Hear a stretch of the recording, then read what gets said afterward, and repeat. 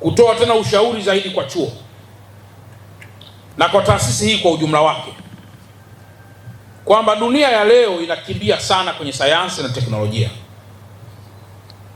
Zamani ilikuwa tunaweza tukapata mafunzo ya kijeshi kwa kuangalia tu mtu ana nguvu, anaweza kutumikia jeshi vizuri, lakini leo tunapima nguvu ya misuli anayoweza kuwa nayo na nguvu ya ubongo.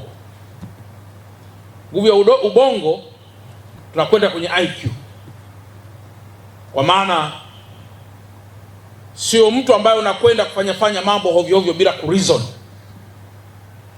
Kwenye ulimwengu huu ambao unamtaka mwanadamu kuweza kureason, hauwezi kureason nje na elimu ambayo unaweza kupata hapa. Kwa hiyo ni vizuri sana kureason vitu mbalimbali unavyoweza pia kuambiwa au unavyoweza kuvisikia. Mtu anaweza kaja hapa akasema hivi, unajua wewe askari magereza na wewe huwa ni mfungwa, hiyo kazi bwana bora uachane nayo, na wewe unadakia. Ni kweli kabisa, tena hata mishahara midogo sana, mishahara haitoshi.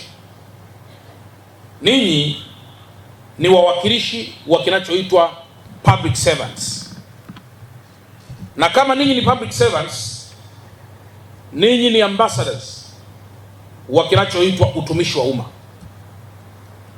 Na mkumbuke falsafa ya maisha na utoshelevu wa mshahara ni jambo la kifilosofia na ni jambo linalotawanyika kwenye psychology.